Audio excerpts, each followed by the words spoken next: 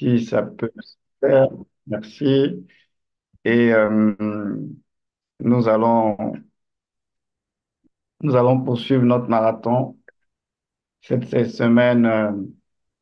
Euh, c'est toujours dans l'esprit de repentance. C'est vrai que il n'y a pas un programme pour octobre. À la base, selon nous, les hommes, et selon moi, l'être humain, l'Église, de façon générale, devait juste faire comme une cassure juste le mois de septembre et puis le mois d'octobre devait être, le marathon devait se faire avec que les responsables. Mais je pense que le Saint-Esprit, il a conduit les choses différemment parce qu'au final, euh, nous restons sur la repentance parce que nous le verrons dans les prochains jours que c'est l'incontournable et que même en matière de combat spirituel, parce que le mois d'octobre est un mois qui, spirituellement parlant, est très, très miné. Il se passe beaucoup de choses en octobre parce qu'ils doivent se préparer aussi aux différents sacrifices qu'ils font pour le mois de novembre. Vous savez tous que la Toussaint, et notamment le 1er novembre, c'est la fête des morts. Et ils font déjà pas mal de sacrifices avant même le mois de novembre. Donc, ce sont des mois stratégiques qui se passent tellement des choses où nous aurons besoin de prier, de nous lever en prière, mais de façon sérieuse. Mais on ne pourra pas le faire si justement ces notions que nous sommes en train de voir de repentance ne sont pas euh, comprises. Donc nous verrons le lien entre la repentance et le combat spirituel. Donc nous restons sur la repentance parce que c'est pas, comme on a dit, c'est pas des formalités ce que nous sommes en train de faire, hein. C'est-à-dire que vous restez, c'est comme si vous recommencez le programme de septembre, mais en octobre, c'est-à-dire que vous devez continuer à prier pour ces sujets-là. Parce que c'est pas juste en passant. L'objectif, comme on l'a dit, c'est que doit naître l'esprit de repentance. C'est pas juste, on a un programme, on a des sujets du jour et puis on les prie. Non, c'est pas ça le but. C'est que ces différents sujets, vous devez les prendre à cœur.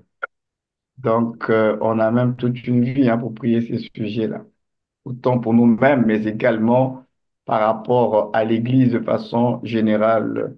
Si le mois de septembre, vous vous êtes attardé un peu sur vous, ben, peut-être que le mois d'octobre, vous allez reprendre ces sujets-là, mais cette fois-ci en priant pour l'Église, en intercédant pour l'Église corps du Christ de façon générale. Donc, en réalité, les sujets restent sur la repentance et pendant nos temps de partage avec moi, je partagerai sur la repentance son lien avec le combat spirituel parce qu'on va prier, mais on va prier différemment en matière de combat spirituel parce que pendant des années, les gens ont prié d'une certaine façon et dans beaucoup d'ignorance, des choses ont été faites et dites. Le combat spirituel est réel, mais il y a une manière de faire les choses et il faut connaître les règles parce que notre adversaire, comme je vous l'avais dit en passant, bien qu'il soit transgresseur de loi, mais il connaît les règles quand même. Et comme il est l'accusateur des frères, donc il faut faire extrêmement attention. Quand on sort des limites fixées par Dieu, il va se tenir là pour nous accuser. Donc c'est pourquoi on a besoin d'être au clair sur certaines choses concernant la prière et le combat spirituel, entre autres.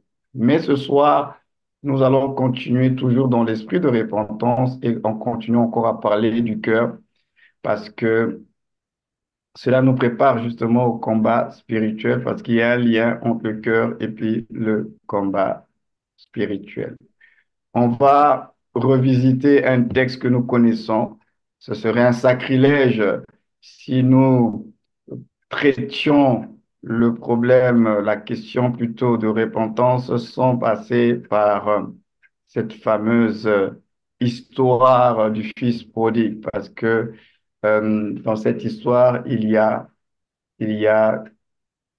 une image aussi de repentance qui est là et qui nous parle, et cette histoire est riche en enseignements. Donc ce soir, on va rester un peu sur cette histoire. On va tirer certaines leçons qui vont nous amener dans la prière tout à l'heure. Donc, nous sommes dans le chapitre 15 de Luc.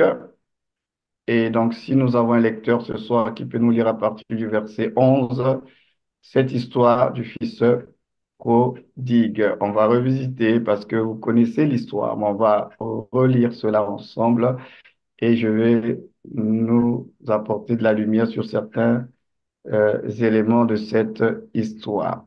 Donc, un lecteur nous lise Luc chapitre 15 à partir du verset 11. La parole dit ceci, Luc chapitre 15, à partir du verset 11. 11. Il dit encore, un homme avait deux fils. Le plus jeune dit à son père, mon père, donne-moi la part de bien qui doit me revenir. Et le père leur partagea son bien. Peu de jours après, le plus jeune fils, ayant tout ramassé, partit pour un pays éloigné où il dissipa son bien en vivant dans la débauche. Lorsqu'il eut tout dépensé, une grande famine survint dans ce pays et il commença à se trouver dans le besoin. Il alla se mettre au service des habitants du pays, qu'il envoya dans ses champs garder les pourceaux.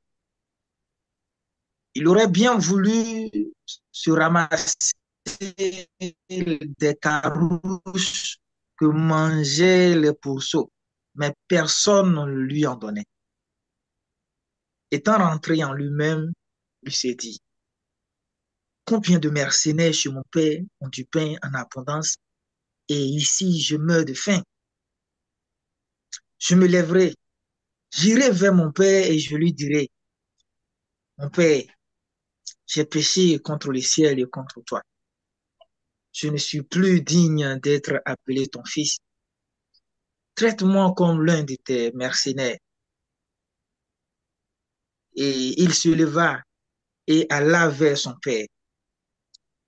Comme il était encore loin, son père le vit et fut ému de compassion. Il courut, il courut se jeter à son cou et le baisa. Le fils lui dit, mon père, j'ai péché contre le ciel et contre toi. Je ne suis plus digne d'être appelé ton fils.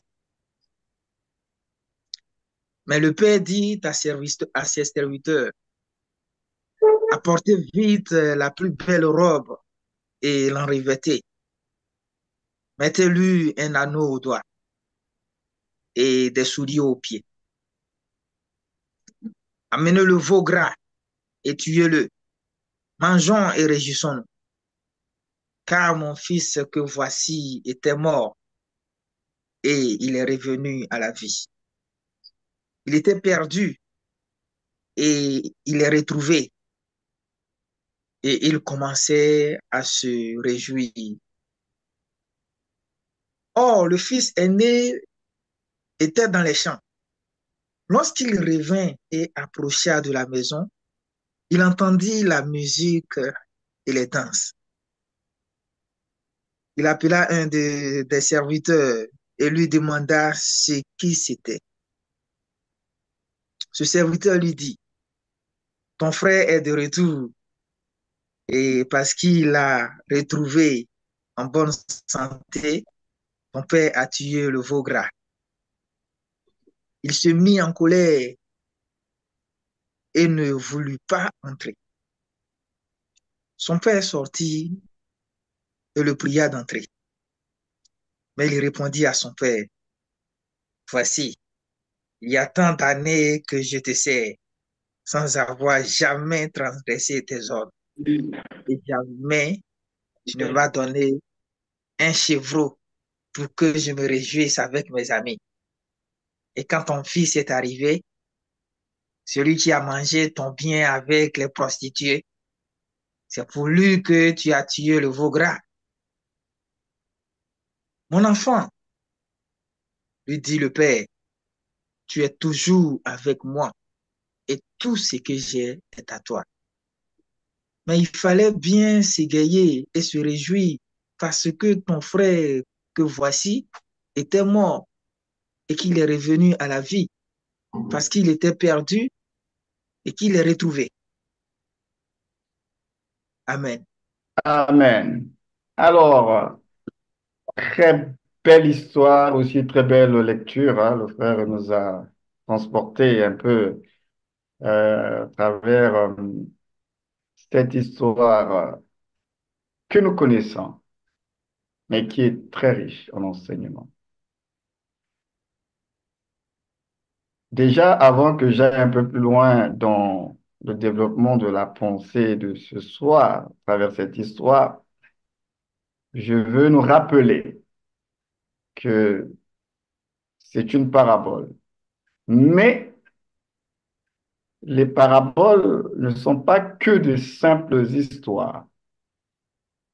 Les paraboles, ce sont des moyens, donc des histoires, mais qui sont des moyens que le Seigneur utilisait pour nous expliquer des réalités spirituelles. Donc, quand il parle à travers des paraboles, ce qu'il dit, ce qui est rapporté est vrai. C'est pas des histoires tout court. Que oui, Jésus, c'était un bon griot, un bon conteur d'histoires, il aimait raconter des histoires. Attention, les paraboles, ce sont des histoires, ce sont des faits, ce sont des faits de société. Parce que les choses spirituelles, c'est difficile d'en parler avec le langage spirituel à des hommes qui sont physiques, charnels et terrestres. Donc, pour que les hommes, les humains, comprennent les choses de l'esprit, il faut utiliser le langage qu'ils comprennent. Parce que ça parle des réalités d'en haut.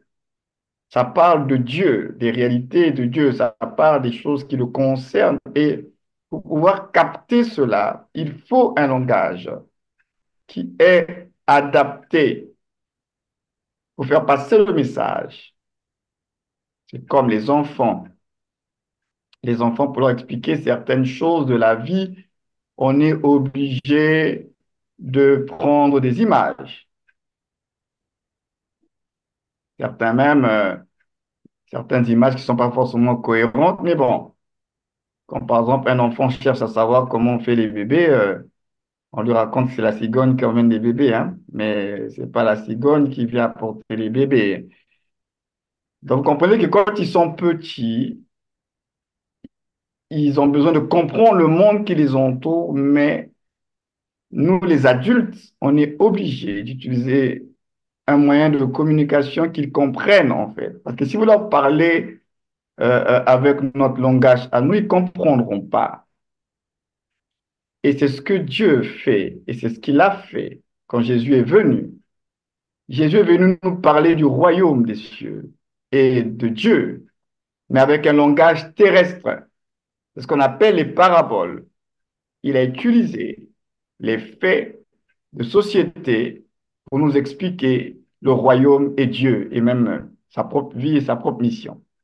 Donc, quand vous lisez une telle histoire, vous devez vous dire que ce n'est pas qu'une histoire. Effectivement, cela révèle une puissante vérité ou des puissantes vérités qui concernent le royaume de Dieu, qui concernent Dieu lui-même.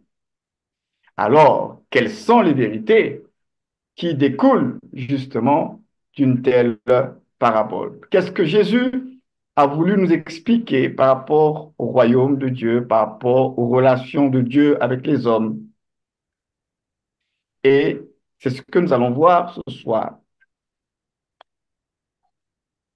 Nous voyons bien dans cette histoire que c'est une famille, c'est une histoire de famille. Une famille avec un père qui a eu apparemment deux enfants, deux garçons, un aîné et un cadet. Et la première partie de l'histoire met en lumière le cadet de la famille qui, on ne sait pas quelle mouche l'a piqué, il fait le choix de pouvoir quitter la maison tout en ayant déjà en avance l'héritage. Déjà, la démarche qui a été faite n'est pas très correcte parce que l'héritage, généralement, c'est à la mort des parents. Ce n'est pas de leur vivant. Alors lui, déjà, il a anticipé. Alors, on ne sait pas le pourquoi, mais bon, il a voulu dire avoir sa part. En même temps, ça confirme que c'est un fils de la maison qui connaissait quand même ses droits. Il savait qu'il avait droit à cet héritage. Voilà pourquoi il l'a réclamé. Il ne peut pas réclamer ce qui n'était pas à lui. Et ce qui est étrange, c'est que le fils a manifesté sa volonté, son désir, qui était totalement contraire à ce qui était politiquement correct. Et face au désir et à la volonté du fils, le père n'a pas résisté à cela. Le père n'a pas dit non. C'est ça qui est assez étrange. Le père, parce que dans cette histoire, on va parler beaucoup du père, on va parler aussi des fils.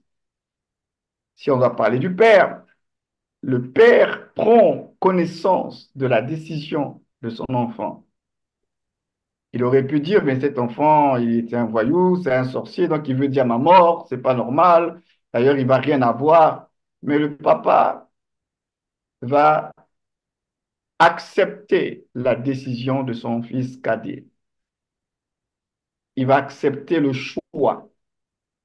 Le père ne va pas s'imposer à son fils, mais il accepte le choix, tout en sachant justement, il le sait, c'est un adulte, il a de l'expérience certainement, que l'enfant fait peut-être un mauvais choix, mais l'enfant a fait son choix. Et cela nous fait penser un peu à notre relation avec Dieu. Dieu, nous sommes des enfants de Dieu, et Dieu nous a créés avec souvent ce que je ne fais que nous rappeler avec le libre arbitre.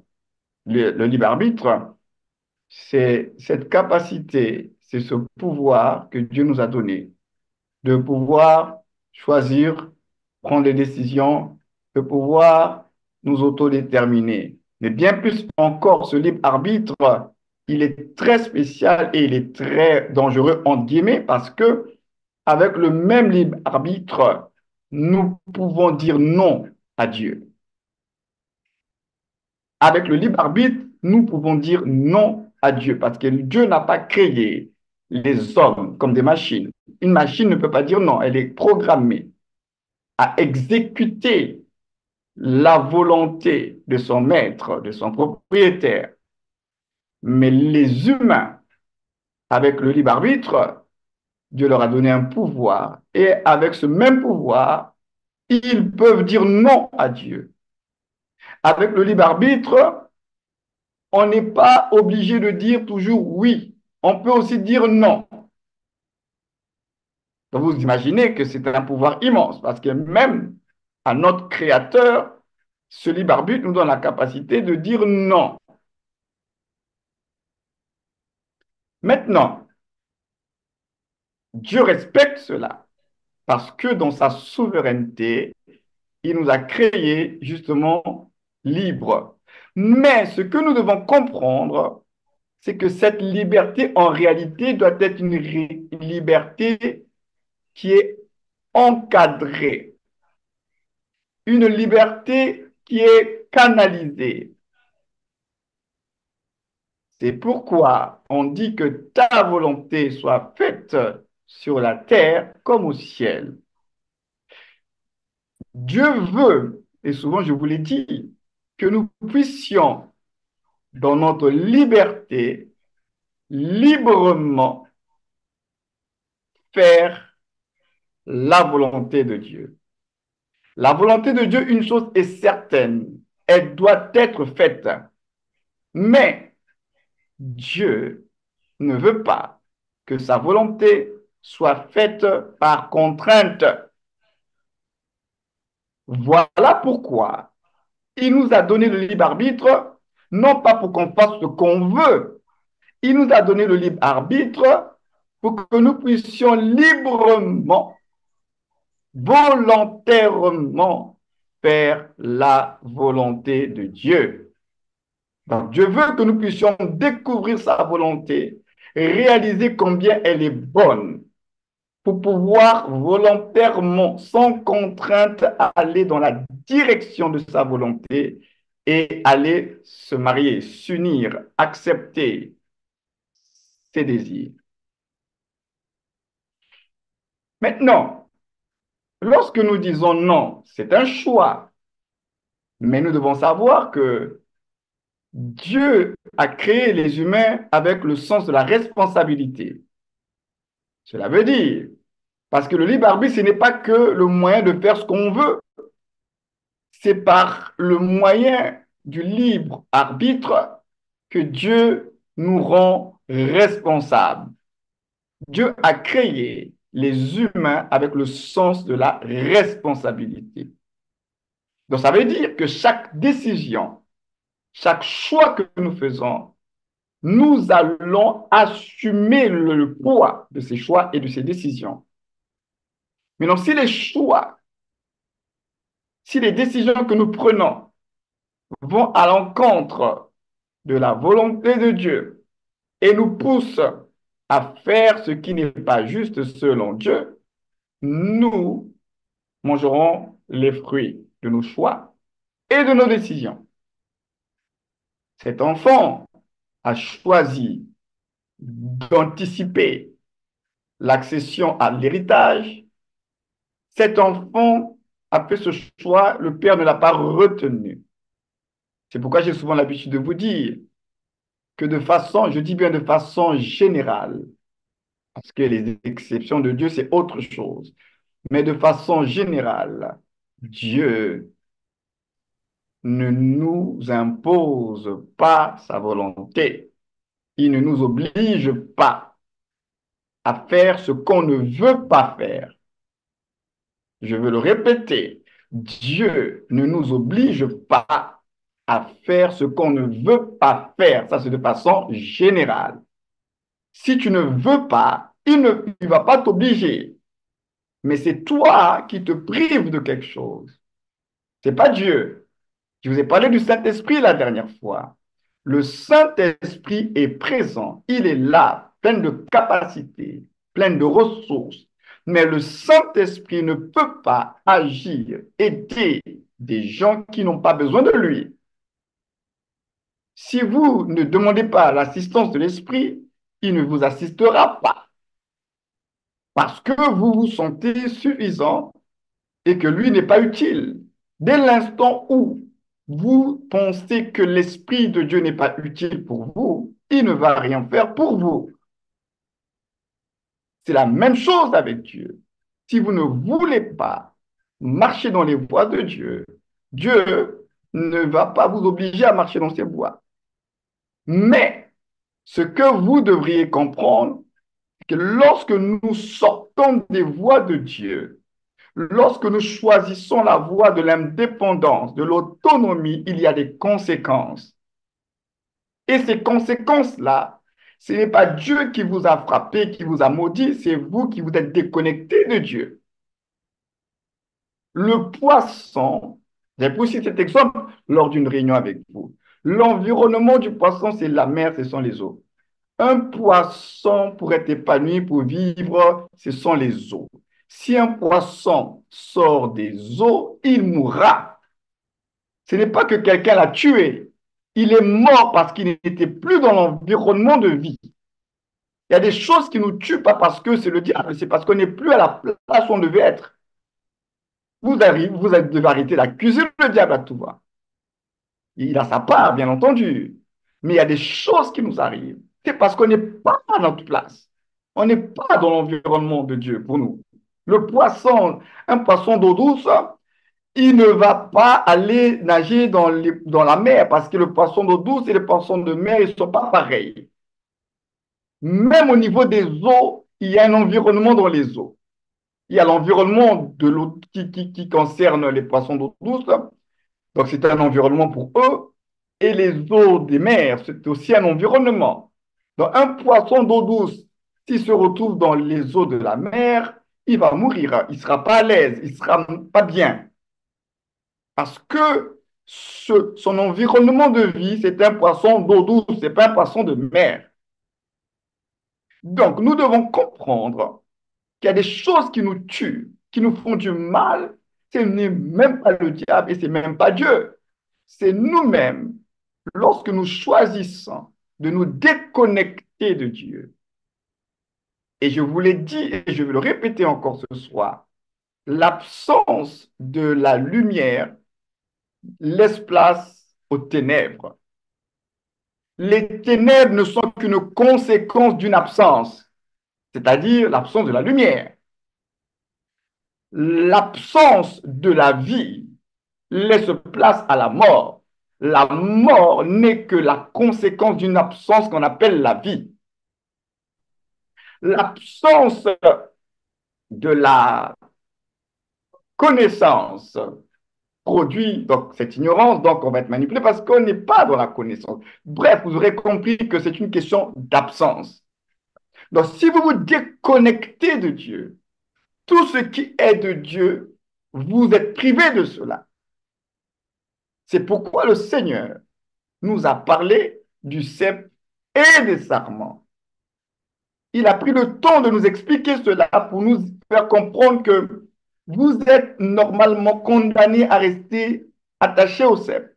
Parce que si vous ne demeurez pas attaché à l'élément vital de votre vie, vous allez mourir.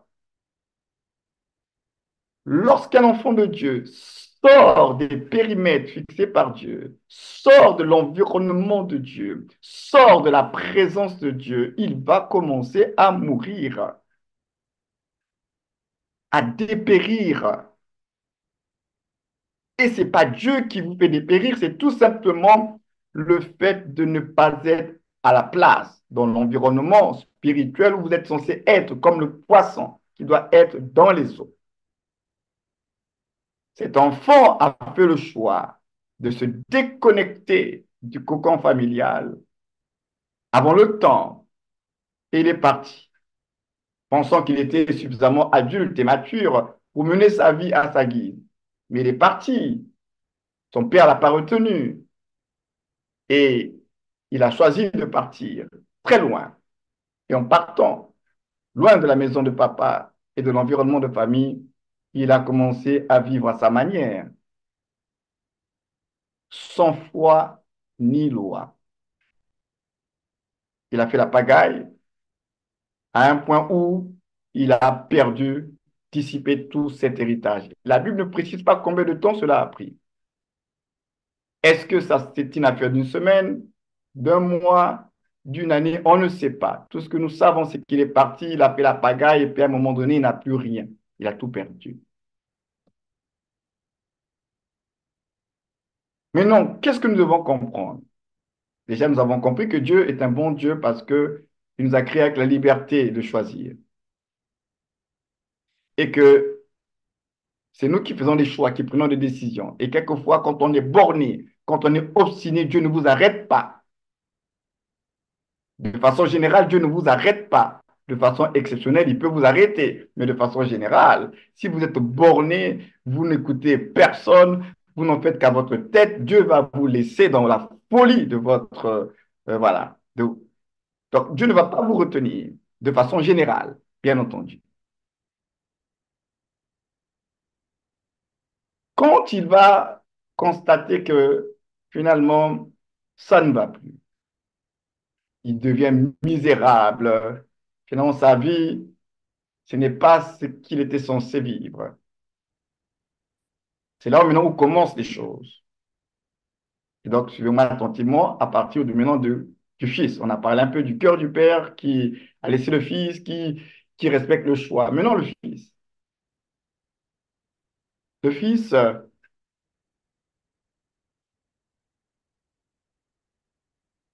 la Bible va dire au verset 17, étant entré en lui-même.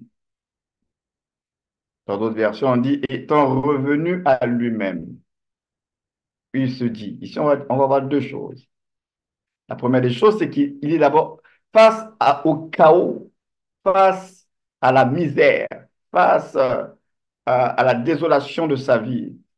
Première des choses, il va d'abord entrer en lui-même, revenir à lui-même. C'est comme si il retrouve le bon sens. Mais il retrouve le bon sens après avoir constaté, je vous avais dit ça dès le début de notre marathon, que la repentance commence par un constat qui est lié au fait qu'on n'est plus dans les voies. Donc je constate que finalement, les voies de Dieu, mais je ne suis plus à ma place en fait. La Bible dit étant entré en lui-même, étant entré en lui-même, est-ce que nous prenons le temps d'entrer en nous-mêmes quand on est confronté à des difficultés, quand on est exposé au péché? Est-ce que on peut, il nous arrive plutôt de nous arrêter et d'entrer en nous-mêmes et de voir, de se voir qui on est réellement et ce qu'on a eu à faire? Est-ce que ce que j'ai eu à faire et ce que je suis réellement, est-ce que c'est compatible? Mais pour en arriver à une telle réflexion, il faut rentrer en soi-même. Étant entré en lui-même, on dit étant revenu à lui-même. Donc c'est comme s'il se dit, mais cette vie-là, ce n'est pas ma vie. Ça ne me correspond pas à la famille. Mais qu'est-ce que j'ai fait? Qu'est-ce qui m'arrive? Étant entré en lui-même. La deuxième des choses, il rentre en lui-même, là, comme une introspection qui est là. Mais la deuxième des choses, c'est qu'il, la Bible dit, il se dit. Maintenant, il est entré en lui-même et il va parler à lui-même. La question est, quand tu entres en toi-même, qu'est-ce que tu te dis à toi-même par rapport à ce que tu vis? Quand tu entres en toi-même, parce que là, il est en train de se parler, il se parle à lui-même. Est-ce que tu prends le temps de te parler à toi-même? Parce que tu es un esprit avec une âme et un corps dans lequel tu vis. L'esprit et l'âme ne sont pas pareils. Déjà dans l'Ancienne Alliance, les gens comme des David avaient compris que on pouvait se parler à soi-même et parler à son âme. David parlait à son âme, mon âme bénit l'Éternel, mon âme réjouis-toi, mon âme pourquoi tu es abattu. Il se parle à lui-même, il parle à l'âme. Étant entré en lui-même, il s'est dit, trois points de suspension, quand nous rentrons en nous-mêmes, on se dit quoi? Est-ce qu'on se dit, bah non, c'est pas juste ce que je vis, il faut que je trouve une autre alternative, m'appuyer sur X ou Y solution. Quand on entre en lui, en nous-mêmes, là, on se dit quoi à nous-mêmes?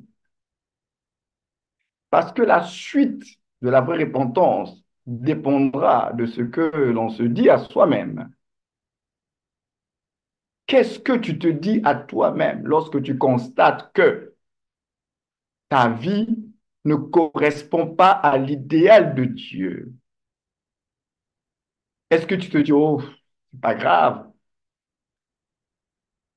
Est-ce que tu te dis, mais qu'est-ce que je suis en train de faire? Mais quelle boulette je suis en train de faire? Mais qu'est-ce qui me prend? Mais c'est pas moi, je ne me reconnais pas.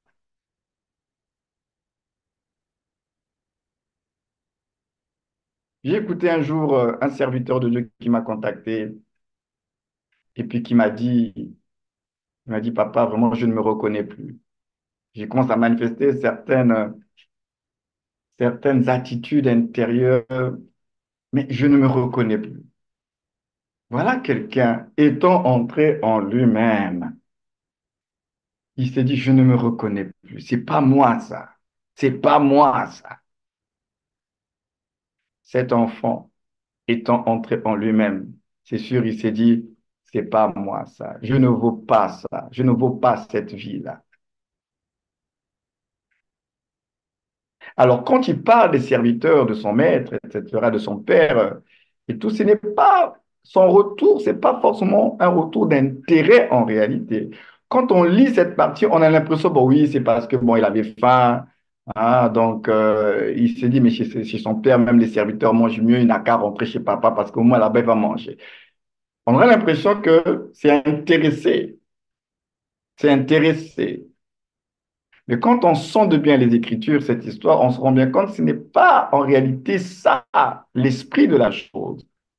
Quand il dit que même les serviteurs de son père sont mieux traités, en fait, il est en train de réaliser tout simplement ce qu'il a perdu. Il a réalisé, mais je vaux plus que cela. Et que là où je suis, non, c'est pas digne. Ce n'est pas qu'il repart avec un intérêt parce qu'il a faim en réalité. Il repart parce qu'il se rend bien compte que chez papa, il était mieux. Parce que si les serviteurs sont comme ça, quand même plus forts que les fils de la maison. Chez papa, c'est mieux. C'est peut-être pas parfait, mais c'est mieux que ce que je vis maintenant. En résumé, en fait, c'est ce que ça veut dire, tout simplement. Que chez mon père, finalement, c'était mieux. Parce que même les serviteurs sont mieux traités que la vie qu'ils sont en train de mener. Maintenant, quand il est rentré en lui-même, il a commencé à se parler à lui-même, là, en réalisant que c'est pas à sa place et qu'il n'a pas bien fait. Il va se dire à lui-même, il dit, je vais repartir. Donc, il faut que, c'est là qu'intervient repentance. Je vais repartir. Il n'y a pas de véritable repentance, il n'y a pas une action qui est posée. Je vais repartir. Donc, j'étais quelque part, je repars là où j'étais. Donc, quand il dit je vais repartir, c'est pas je vais partir, je vais repartir. J'étais à un endroit, je l'ai quitté. Je dois repartir à cet endroit-là, qui était bon en réalité pour moi. Je vais repartir à la maison de mon père. Mais quand je repars chez papa, dans cette histoire, vous allez voir que ce n'est pas qu'une affaire de papa, c'est d'abord une affaire de Dieu là-dedans. C'est ça qui est étrange. Parce qu'il commence d'abord par parler de Dieu. Il dit, j'ai péché contre le ciel, contre Dieu d'abord. C'est d'abord Dieu, hein. Pourquoi il n'a pas se dit, ah, je ne me suis pas bien comporté, j'ai déshonoré la famille. Il dit que j'ai péché contre le ciel. Il dit, je repartirai vers mon Père et je dirai, j'ai péché contre le ciel et devant toi. Donc, je réalise que, vous savez, les histoires, là, ce n'est pas d'abord une affaire des autres. Quand nous sommes dans les histoires de péché, là, ce que je vais vous faire comprendre que ce n'est pas d'abord une affaire des autres. C'est d'abord une affaire de Dieu et vous. Quand nous péchons, c'est d'abord Dieu qui est déshonoré. Ce n'est pas d'abord les hommes. Les hommes ne font que subir les dommages collatéraux. Quand un enfant de Dieu pêche, c'est contre le ciel qu'il pêche. Parce qu'en tant que fils du royaume, il ne doit pas se comporter, ce n'est pas digne. Donc il fait preuve d'indignité, donc il fait honte, il déshonore tout le royaume. Surtout quand c'est un prince héritier. Vous avez suivi certainement des films. Quand c'est un prince héritier, c'est différent. Un prince héritier qui ne se comporte pas bien, c'est tout le royaume qui est discrédité. Est-ce que vous saviez qu'en Christ Jésus, nous sommes devenus co-héritiers de Christ et héritiers de Dieu. Donc, dans le royaume, là, on fait partie de la famille royale. Même dans la vie de tous les jours, quand un membre de la famille royale fait du n'importe quoi, ça fait des scandales dans tous les journaux, à la une. Parce qu'un membre de la famille royale, ce n'est pas monsieur tout le monde. Le péché d'un membre de la famille royale touche toute la couronne. Toute la couronne est salie. Donc comprenez que dans le royaume de Dieu, nous sommes membres du royaume de Dieu. Quand nous péchons, c'est le royaume qui est discrédité. Donc la première des choses quand on est, quand on est exposé au péché, pensez à Dieu et au royaume. Ce n'est pas le pasteur, ce n'est pas l'apôtre, ce n'est pas votre ancien, c'est une affaire de Dieu. Et vous, Parce que le pasteur, l'apôtre, les anciens ne sont pas toujours là et puis ils ne voient pas tout, ils ne connaissent pas tout. Mais Dieu que vous priez, Dieu que vous dites que vous êtes enfant, il voit tout, il connaît tout. Et c'est son nom, c'est son honneur qui est discrédité lorsque ses enfants font n'importe quoi. Donc quand nous péchons, c'est d'abord contre Dieu que nous péchons. Et lui, il dit, je vais revenir vers mon Père. J'ai péché contre le ciel. J'ai péché contre mon Père. C'est d'abord Dieu. Voilà pourquoi, avec tout ce programme de repentance, quand on dit, par exemple, les calomnies, les commérages, l'injustice, toutes ces choses-là, c'est d'abord une affaire de Dieu, c'est que Dieu n'aime pas ces choses-là. Ce n'est pas une affaire de l'apôtre ni de la maison du salut, c'est d'abord une affaire de Dieu qui n'aime pas. Et que quand je le fais, c'est contre Dieu que je pêche. Donc, aussi longtemps que tu vas être dans ces péchés qu'on a cités, les mensonges, les calomnies, les tromperies, toutes ces choses-là, aussi longtemps que tu vas être dans le confort de ces choses-là, sache que c'est Dieu que tu as triste parce que Dieu n'aime pas ces choses-là. Ce n'est pas une affaire de l'apôtre ni du pasteur, c'est d'abord une affaire de Dieu qui n'aime pas. Nous, on ne fait que porter la parole de Dieu. Mais ce n'est pas nous qui fabriquons ces choses, c'est vous-même qui lisez la parole de Dieu. Dieu n'aime pas ces choses. Quand Dieu dit que nous devons nous aimer, il faut qu'on comprenne que c'est important pour Dieu qu'on puisse s'aimer. Quand Dieu veut qu'il n'y ait pas des querelles entre nous, des jalousies, des commérages, quand Dieu, c'est sa volonté, c'est pourquoi nous sommes en train de dire que ta volonté soit faite sur la terre. C'est sa volonté, ce n'est pas une affaire de l'apôtre. C'est d'abord Dieu qui n'aime pas ces choses-là. L'hypocrisie, tous ces mensonges. Dieu n'aime pas, c'est d'abord une affaire de Dieu. Donc, dans cette histoire, nous comprenons qu'il avait compris, cet enfant-là, que son péché, c'est d'abord. Donc, quand il allait avec les prostituées, là, quand il allait faire n'importe quoi, c'est d'abord Dieu qui l'a discrédité. Il a dit, j'ai péché contre le ciel. Et ensuite, j'ai péché contre son père.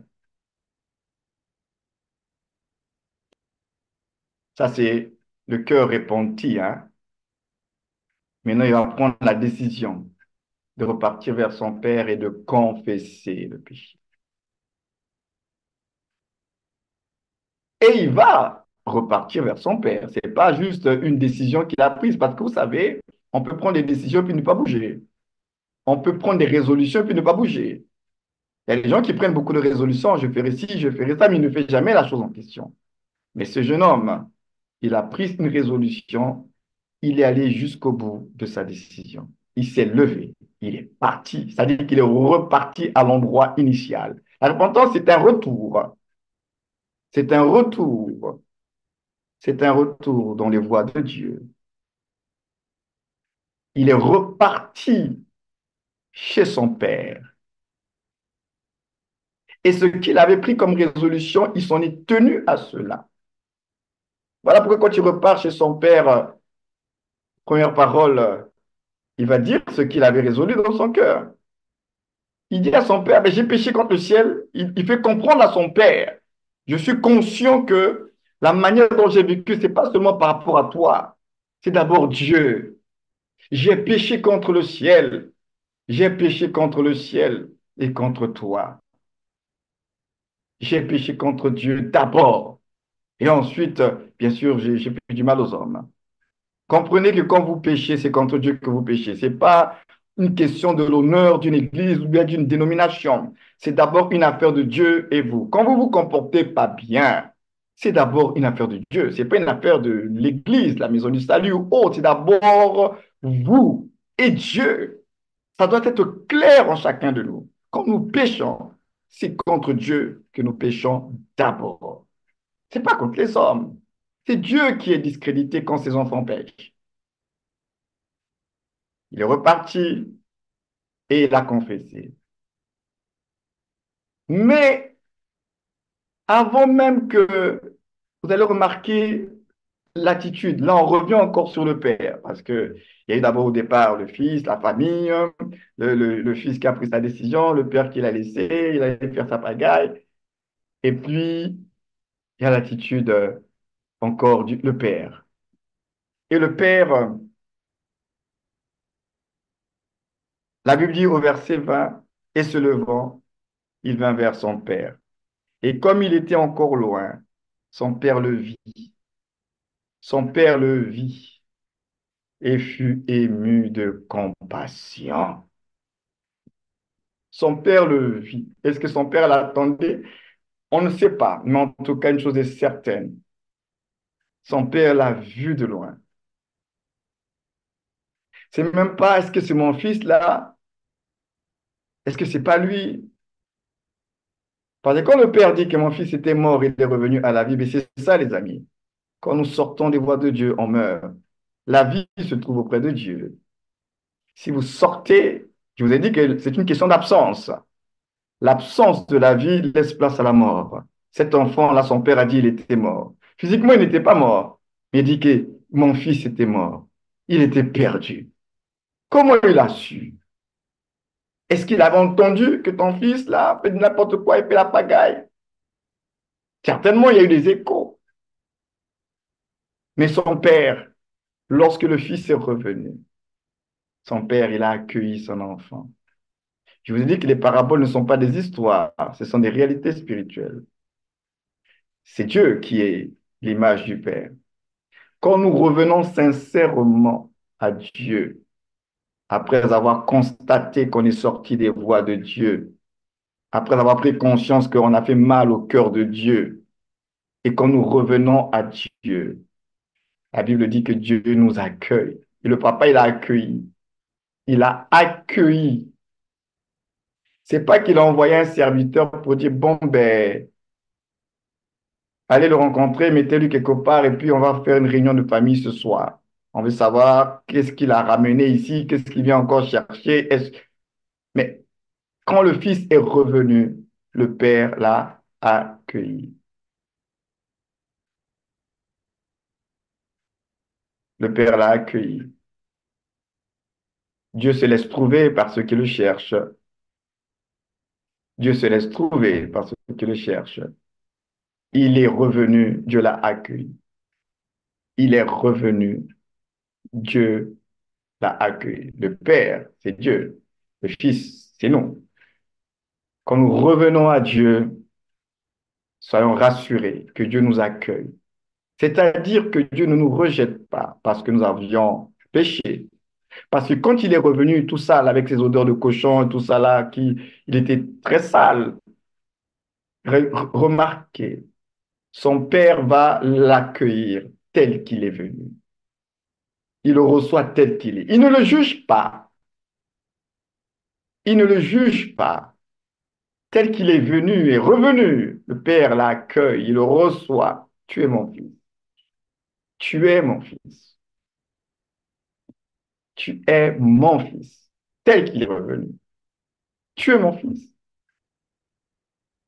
Lui, il se sentait indigne. Peut-être que le diable, les accusations. Et souvent, beaucoup d'entre nous, c'est ça. Tu as tellement péché, et tu penses que ton péché, c'est le plus grand péché de toute la terre. Et au-dedans de moi, dans le discours que tu te dis à toi-même, tu te dis, mais non, avec ce que j'ai fait là, est-ce que Dieu peut même me pardonner? Avec ce que j'ai fait là, est-ce que Dieu peut même m'aimer? C'est là où beaucoup d'entre vous, je me sens sale, je me sens indigne. Est-ce que Dieu peut même s'approcher encore de moi? Est-ce que...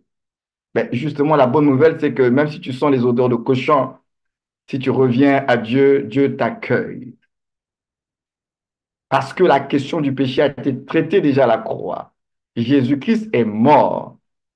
Il a pris sur lui notre péché. Donc le Père, à cause de Jésus, ne peut plus nous rejeter parce que Christ est mort. Donc la question du péché est déjà réglée pour Dieu. Le pardon des péchés, nous l'avons déjà en Jésus-Christ.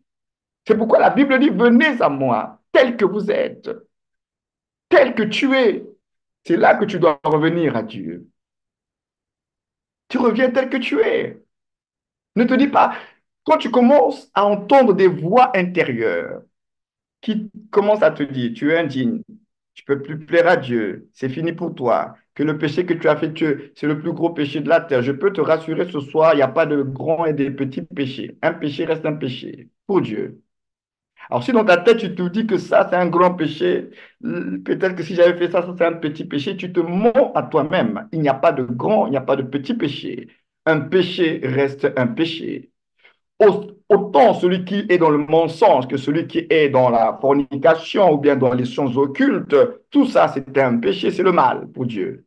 Donc, il n'y a pas, bon, celui qui a menti, Dieu va le traiter moins dur que celui qui n'a pas menti. C'est archi faux. La justice de Dieu ne connaît pas des grands et des petits péchés. La justice de Dieu ne connaît que la transgression. Dès qu'il y a transgression, il y a jugement et condamnation. Donc, arrêtons de croire qu'il y a des petits et des grands péchés. Pour Dieu, un péché reste un péché. C'est pourquoi Christ est venu. Christ est venu nous accorder sa justice. Parce que si Christ n'était pas venu, on serait complètement tous perdus. Parce que du point de vue de la loi de Dieu et de la justice de Dieu, il n'y a pas de petits, il n'y a pas de grands péchés. Toute transgression est condamnable selon la justice de Dieu. Que ce soit le mensonge, que ce soit la convoitise, que ce soit l'adultère, que ce soit... Tout est condamnable. Le salaire du péché, c'est la mort. La destination, c'est la mort pour tout le monde. Celui qui ment, il va mourir. Celui qui est dans la convoitise, il va mourir. Donc, sous le rapport de la justice de Dieu, frères et sœurs, si la grâce n'était pas venue, personne ne serait en vie. Nous serons tous morts. C'est pourquoi la grâce, c'est la bénédiction que Dieu nous fait, c'est l'amour de Dieu. Parce que sans la grâce, les amis, nous tous là, qui tiendrait devant Dieu? Donc arrêtez de penser qu'il y a des petits et des grands péchés et qu'à l'intérieur de toi, il y a ce discours intérieur, oui, peut-être que... Non, non. Devant Dieu, aucun de nous n'est digne. Personne n'est digne. Nous tenons que par la grâce de Dieu. Donc déjà, cette affaire-là, à l'intérieur de toi, peut-être que ce que j'ai fait, c'est un grand péché, c'est un petit péché. Est-ce que Dieu va m'aimer? Mais Dieu t'aime. Dieu n'a pas attendu que tu te convertisses à Christ pour commencer à t'aimer. La Bible dit que Dieu prouve son amour lorsque nous étions encore pécheurs. Christ est mort.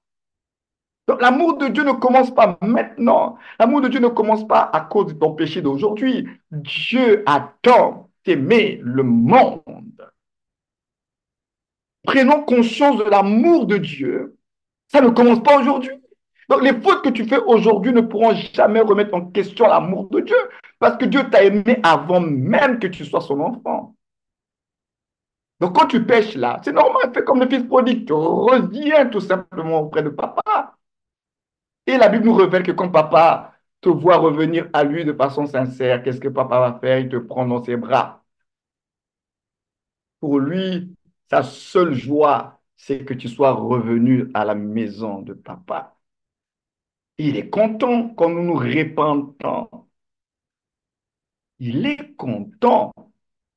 Voilà pourquoi, quand il y a la repentance, quand un pécheur se répand, dit la Bible, le ciel est en fait célébration. Donc ça veut dire que nos repentances favorisent la célébration dans le ciel. Et nous découvrons dans cette histoire que Dieu n'est pas religieux. Dieu est un Dieu de fête. Dieu est un Dieu de célébration. Quand il y a eu repentance, il a dit tuez le veau gras. Tuez le veau gras. On ne tuait pas le veau gras n'importe comment à l'époque. Quand le veau gras est tué, c'est que c'est un grand événement. La repentance a fait que le veau gras soit tué. La repentance a amené la célébration. La repentance a réjoui le cœur de Dieu. Donc c'est un cadeau qu'il nous fait. Lorsque nous nous repentons, Dieu il est content. Parce que c'est le moyen par lequel tu es réhabilité, tu es restauré. Cet enfant pensait qu'il avait tout perdu, qu'il n'était plus digne. Mais non, au contraire, quand il est revenu, son père l'a réhabilité. La plus belle robe, la bague, les sandales, le parfum, le nettoyage, il a été réhabilité, restauré. Peut-être que lui, pour lui, se dit qu'avec le péché que j'ai fait là, je n'ai plus ma place. Je n'ai qu'à rester un simple serviteur. Même mon statut de fils là, j'ai tout perdu. Mais pourtant, lui, il croyait avoir tout perdu. Lui, il croyait que ça ne serait plus comme avant. Mais il ne reconnaissait pas l'amour du Père. L'amour de papa l'a réhabilité dans son statut et sa position de fils. Donc le péché Quand tu te répands de ton péché là, Dieu, il te réhabilite, il te restaure. La repentance nous restaure. La repentance nous réhabilite. La repentance nous légitimise de nouveau. C'est pourquoi je vous avais dit, on va en parler les prochaines rencontres, que c'est important même dans le combat spirituel. Parce que la repentance là, ça va te légitimer. Quand tu es passé par la repentance et quand tu vas engager le combat spirituel, tu seras légitime. La repentance. C'est pourquoi cet enfant est revenu et il a reçu le pardon de son père et son père l'a accueilli parce que son père était ému de compassion. Chaque fois que nous revenons à Dieu, ses entrailles tressaillent. Ce soir, on va s'arrêter sur cette première partie. On va continuer le vendredi où on va suivre la suite de l'histoire avec cette fois-ci son frère. Mais là, on a voulu d'abord beaucoup plus parler du père et du fils. Celui qui a péché. Celui qui a péché, qu'est-ce que tu te dis à toi-même? Quel est le discours intérieur que tu as avec toi-même par rapport à ta vie, par rapport à ta situation? Qu'est-ce que tu te dis? Quand tu te parles à toi-même, tu te dis quoi? Mais comme ce fils-là, nous devons reconnaître qu'on est sorti des voies. Nous devons reconnaître que nous avons attristé Dieu. Au-delà des hommes, c'est d'abord une affaire de Dieu. Peut-être que, Seigneur, je ne pesais pas, je ne mesurais pas cela. Donc, toutes les fois que j'ai fait du mal aux autres, j'ai mal parlé des autres, j'ai fait ci, j'ai fait ça. Donc, Seigneur, tu étais attristé. Toutes les fois que je le faisais, donc, j'étais déjà sorti des voies depuis longtemps. Oui, les amis, c'est tellement facile de sortir des voies de Dieu sans qu'on s'en rende même compte, à cause des choses qu'on a l'habitude de faire, qu'on s'est accoutumé à faire et qu'on a commencé à trouver ça normal. Dès l'instant où tu commences à faire des choses que tu trouves normales, c'est justement normal que tu te rendes même plus compte que tu es sorti des voies. Ce soir, nous allons prier. Et dans la prière de ce soir, on va juste se focaliser ce soir sur le discours intérieur face au péché, face au fait que je sorte des voies de Dieu. Qu'est-ce que je pense de la situation? La situation qui m'a fait sortir des voies de Dieu, parce que la vraie repentance commence par ce que tu penses. Métanoïa, c'est d'abord au niveau de la pensée. Si ton système de pensée n'est pas changé, renouvelé, ça veut dire que tu vas refaire les mêmes choses. Si cette chose-là, ce système de pensée-là, tu ne le casses pas, tu ne le revois pas, même si tu confesses tes péchés, tu repartiras toujours dans les mêmes choses après. Vous pouvez laver comme vous voulez un cochon, le parfumer, mettez-lui tous les bijoux en or. Le cochon, pendant quelques minutes, il va être bien là, très propre.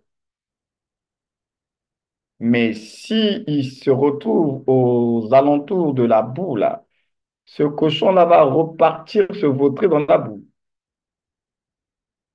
Aussi longtemps que la boue n'est pas là, il y aura un semblant de propriété. Mais quand il sera exposé à la boue, il va repartir là-bas. Pourquoi? Parce que son système de pensée, il est programmé, prédisposé. Son système de pensée lui dit que ça, c'est mon environnement de vie et que c'est normal pour moi de me vautrer là-bas. C'est ça son système de pensée. Donc, une personne dont le système de pensée n'est pas renouvelé, elle va refaire toujours le même péché quand elle sera exposée à ce péché-là. Aussi longtemps qu'elle ne prendra pas conscience et qu'elle ne rentrera pas au-dedans d'elle-même et se poser les bonnes questions, elle, après avoir confessé le péché, repartira refaire le même péché. Dieu nous accorde la grâce, avec ce marathon, de pouvoir traiter les problèmes à la racine. C'est pourquoi on a dit on reste dans l'esprit de repentance. Même là, pour le mois d'octobre, on est toujours la repentance. Pour que le métanoïa, le principe métanoïa, on puisse le vivre. Métanoïa, c'est changement de pensée. C'est-à-dire que la façon dont tu as toujours pensé sur le péché, là, tu dois voir, est-ce que c'est conforme à Dieu? Non, ce n'est pas conforme à Dieu. Tu dois maintenant changer ton logiciel, là. Tu dois arrêter de penser de cette façon-là et commencer à prendre la parole de Dieu et penser la parole de Dieu. Si ça ne change pas à l'extérieur, tu vas produire les mêmes résultats. Donc ce soir, on va s'attarder sur ça. Il faut que à l'intérieur, le changement intérieur soit vraiment bien fait. Sinon, les résultats extérieurs de ta vie, tu vas reproduire les mêmes choses. Donc c'est très sérieux. Il est rentré au-dedans de lui-même. Il a pris la mesure de la situation qu'il vit. Il a constaté que ça ne va pas. Il a pris des résolutions, des décisions et il a posé un acte. Ce soir, on va prier. Et je prie le Seigneur que nous comprenions pourquoi le Saint-Esprit est en train d'insister sur ces histoires-là. Parce que heureux ceux qui lavent leur robe. Le Seigneur revient bientôt et je vous avais dit que la robe, c'est le cœur. C'est le cœur. Donc, je vais m'arrêter là pour que on puisse nous repartir dans les salles, dans les 10 minutes à peu près, une bonne dizaine de minutes là. On va prier. Mais j'espère que ça vous a parlé ce soir, parce que ce n'est pas une histoire, c'est la réalité spirituelle de Dieu et nous. Quand nous revenons à Dieu, Dieu nous accueille. Quand nous revenons à Dieu, Dieu ne nous juge pas. Quand nous revenons à Dieu, Dieu ne nous condamne pas. Quand nous revenons à Dieu, il ne pointe pas du doigt le péché pour te rappeler combien tu es mauvais ou mauvaise. Quand tu reviens à Dieu, ce qui l'intéresse, ce n'est pas le péché. Ce qui intéresse Dieu, c'est comment toi-même tu considères ce péché. Comment toi-même, les leçons que toi-même tu as tirées par rapport à ton propre péché. C'est ça qui intéresse Dieu. Il va jamais pointer du doigt le péché pour t'accuser. Dieu n'est pas un accusateur. Dieu ne nous accuse pas. Quand tu vis des accusations, c'est le diable. Il profite. Le Saint-Esprit ne va pas t'accuser. Le Saint-Esprit, qu'est-ce qu'il va faire? Il va tout simplement répondre en toi sa tristesse. Tu vas être triste et tu vas juste sentir la tristesse. Mais cette tristesse, comme dit la Bible, c'est la tristesse qui doit nous amener à la repentance. Quand le Saint-Esprit répond sa tristesse en nous, c'est un indicateur qu'il y a quelque chose qui ne va pas pour que tu puisses te repentir. Le Saint-Esprit ne nous juge pas, il ne nous accuse pas, il ne te condamne pas. Mais le Saint-Esprit te fait ressentir le cœur de Dieu, la tristesse. Voilà pourquoi subitement tu as ressenti une profonde tristesse qui va t'envahir. Tu ne comprends pas, subitement tu es comme triste. Une tristesse comme ça qui t'envahit. C'est la tristesse de l'esprit. Et cette tristesse de l'esprit, elle est là juste, pas pour te condamner, elle est là juste pour t'amener à la repentance. Donc voilà pourquoi vous comprenez comment Dieu nous aime et qu'on a toutes les raisons de lui faire confiance, parce que comme le Père dans la parabole, Dieu ne rejette personne. Mais Dieu nous donne tous l'opportunité de revenir à lui. Et ce soir, nous allons revenir. Quelque part, il dit, revenez à moi et je reviendrai à vous. On va encore revenir à lui, dire, Seigneur, c'est vrai, c'est vrai. J'ai perdu beaucoup de choses. Je me suis privé de beaucoup de choses parce que j'ai cru que j'étais dans tes voies alors que je n'étais pas dans tes voies. Et c'est ce que nous allons faire. Donc, je vais nous repartir dans les salles pour les 10 minutes qui nous restent là à peu près. Et on va prier. Mais vraiment prier comme jamais tu as prié parce qu'il s'agit de ta vie. Mais au-delà de tout, n'oublie pas que l'amour de Dieu est là. Et c'est pourquoi, et c'est à cause de cet amour qu'il a permis des temps comme ceci. Ça, c'est l'amour de Dieu. Alors, je vais nous repartir dans les salles maintenant. La répartition dans les salles maintenant. Et c'est parti. J'ouvre les salles, on peut y aller. Donc, vous avez prié au-dedans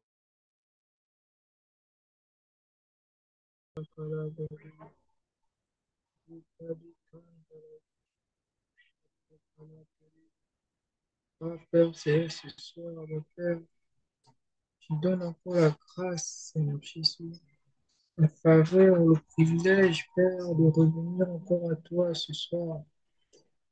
Notre Dieu, notre roi, Papa, ce soir, nous venons, Dieu de gloire. Seigneur Dieu de gloire, demander pardon à ma Père. Seigneur, nous reconnaissons que nous n'avons pas été à la hauteur, Seigneur, de tes attentes. Dieu de gloire, nous n'avons pas marché comme tu as voulu, Seigneur Jésus. Semblable à cet enfant prodigue, Seigneur de Dieu, gloire de majesté. Cette parabole qui illustre bien, Père céleste, notre quotidien, Seigneur Jésus. Chaque jour, nous nous égarons, Père. Chaque jour, nous nous éloignons, Seigneur, de ta présence. Chaque jour, nous sortons de gloire de cet environnement-là, Père éternel, que tu as prévu et que tu as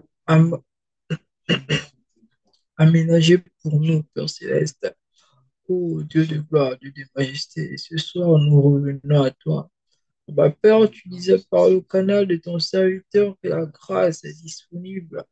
Et ce soir, Père, je prie afin que ta grâce me localise, afin que ta grâce localise mes frères, mes sœurs, ce soir, de gloire, de majesté. Papa, manifeste ta grâce encore, oh Père. Seigneur, nous revenons à toi ce soir. Oui, semblable à l'image de l'enfant prodigue, nous revenons à toi ce soir. Oui, tu connais, Seigneur de Dieu, gloire, ô Dieu de majesté. Père, ce qui nous éloigne, ce qui nous égare, ce qui nous retire de ta présence. Ce soir, Papa, nous venons devant toi, dévolus de sens, Père, fatigués, ô Dieu de gloire, de combattre ces choses. C'est pourquoi nous nous abandonnons ce soir à toi, afin que Dieu de gloire, Dieu de majesté, tu sois celui-là qui combat pour nous. Père, tu connais combien de fois nous voulons être agréables à tes yeux, Seigneur. Qui Seigneur, ne je te peut pas bénis être, encore pour tout ce que tu oh Dieu fais. de gloire, Dieu de Je te rends majesté. encore toute la Oh, grâce, Seigneur, pour ton amour infini, pour toute tes bontés, tes grâces. Père, ce soir encore, c'est à tes pieds que nous venons, Seigneur, exposer notre cœur. C'est à tes pieds que nous venons demander oui, encore Seigneur, pardon. de gloire, nous Là où revenons, nous Seigneur, avons à tes pieds. manqué le but, Seigneur. Oh, Revenons nous à te tes demandons pieds ce pardon, soir, Paraclet, pour toutes ces fois où Père. nous n'avons pas fait ta volonté, Seigneur. Seigneur, je t'en Pour toutes supplie, ces fois, manifeste Seigneur, ta où nous avons grâce. suivi notre Père, chemin manifeste ta personnel, le présence dessus, encore celui que ce tu avais soir. tracé. Oh Dieu de Père, gloire, toi nous qui te connais les demandons cœurs en tout comme temps, je grâce prie ce que tu soir. nous as encore ce soir. Père, dispose-nous à te demander pardon. Pour nous voulant Seigneur, encore nous marcher voulons selon tes encore voies, pardon, alors Père céleste. pardonne-nous pour toutes les Seigneur, fois nous où nous voulons avons agi selon pardon, ce que nous voulons, gloire, Seigneur. Où nous oh avons, Père, Seigneur, adopter cette marché comme étant le attitude-là que plus tu veux que nous adoptions. éloigné de toi, Seigneur. Ce soir, Père, alors que nous avons accorde-nous eu ta les cœurs durs à des miséricorde. moments, Père, nous te Ce soir, demandons pardon. accorde-nous ta Alors que nous avons miséricorde, connu Père. ta volonté, alors que nous Oh Dieu avons de connu, gloire, je Seigneur, reconnais, tes Père, que je préceptes, me tes t'ai lois, mais nous égaré n'avons pas fait par ce que une tu action, attendais, Seigneur. Père, que Ce j'ai que eu tu à voulais, Père, poser, pardonne-nous, Père, Seigneur. qui m'a Père, nous te éloigné de ta demandons grâce, pardon encore pour qui m'a toutes les fois éloigné où nous de avons toi. marché dans la Et ce soir, fausseté. Père, je n'ai Toutes que les fois ma où nos voix bouches ont pour te proféré le demander pardon. mensonge. Je n'ai que Toutes ma les fois où voix, nous n'avons Seigneur, pas et mon été justes. cœur, Nous n'avons pas le marché fondeur selon de ta mon justice. cœur, Père. Seigneur, Oh entends nos Paul, pour cœurs et dire agis, ce Seigneur. qu'il veut Oh, faire. ça ne vaut rien carré, N'arrive pas à Père, nous te faire ce demandons que nous pardon ne pour voulons toutes nos pas faire. faiblesses. C'est Nous te ce que demandons nous pardon pour tous faisons. nos manques, pour Malheureusement, tous nos et ce que excès, nous faisons Seigneur. ne Pour t'honore toutes les pas, fois où nous Seigneur. n'avons pas eu Sois conscience encore de ton esprit. C'est pour t'appelons toutes ces encore ce fois-là où nous soir. avons Nous attristé ton avons esprit, soif de Seigneur. ta Nous présence, te Père. demandons pardon pour Et ton cela. esprit nous Nous te demandons revêtit plus, encore Seigneur. Nous te demandons entièrement, pardon ma pour peur. cela, Seigneur. Nous ne Oh voulons Dieu de plus gloire, attrister ton majesté, nous esprit. te demandons cela comme Père, alors grâce. que nous sommes dans les moments de Aide-nous, vie, Rabadez, nous Kata, avons toujours du mal à marcher selon tes Etele voies. Même Ramasura, en temps de jeu, nous péchons Rakanda comme la s'il n'en Brades, était rien. Kandele Brosha, Car nous ne Kata sommes la pas Brades, différents de toutes ces personnes Sobradiga d'ailleurs. Shendele Brosha, Alors Kata la pardonne-nous. Brades. Alors que Oui, tu nous Seigneur, ce appelles à soir, être une race nous élue. irons après Alors que toi, tu nous Père appelles à Céleste. marcher dans l'amour, Nous dans la constatons que, Seigneur, sanctification. Mais Père, sans toi, regarde le cœur, Père, regarde nous à ne pouvons l'intérieur de rien nos faire. cœurs. Père, D'arriver sans pouvant nous toi, nous ne changer nous-mêmes. pouvons rien Alors ce faire, soir, nous Seigneur te Jésus. prions d'étendre ta main C'est puissante pourquoi et nous changer les t'appelons cœurs. encore à ma Père. et cette rancune à envie l'intérieur profonde, de Seigneur nous. Jésus. Ce mépris, cet orgueil, cette désobéissance, Oui, cette Seigneur, nous nous impudicité, ce livrons désamour, les totalement à toi. conflits, le orgueil que Prends nous avons contrôle encourus. absolu, Seigneur. Prends le Père, contrôle agis absolu, maintenant, Père. Seigneur. Nous voulons Donne-nous plus le de toi. contrôle de notre vie. Agis On maintenant, voudrait Père, que être nous tout avons entier. besoin de Rekata la t'écouter, brades, Seigneur. brada. Entendre ta Mata voix rabada puissante et yanda délivre-nous rabide. encore des gros sanglets. Rakata la Délivre-nous brades, des brada. moqueries. Délivre-nous de Rekata mépris. indele brosh, Délivre-nous de tout ce qui n'est brada. pas de toi, Seigneur. Brada Alors, yanda qu'à des moments où nous avons rabide. voulu nous éloigner de toi, alors Rekantele qu'à des moments où nous nous broshanda sommes éloignés de toi pour suivre rabide. les plans que nous avons tracés, alors qu'il y a des moments où nous n'avons même pas écouté tes instructions parce que nous avons choisi de marcher selon la chair. Pardonne-nous, Père. Oui, Parce Seigneur, qu'il y a des nous moments où ouvrons nous encore avons ton voulu cœur, Seigneur. satisfaire les convoitises Donne-nous de encore notre la chair. nous Et ouvrons nous le nous cœur, sommes Seigneur. rendus compte, Seigneur, que Oui, nous Papa avons de mal fait, gloire, Père.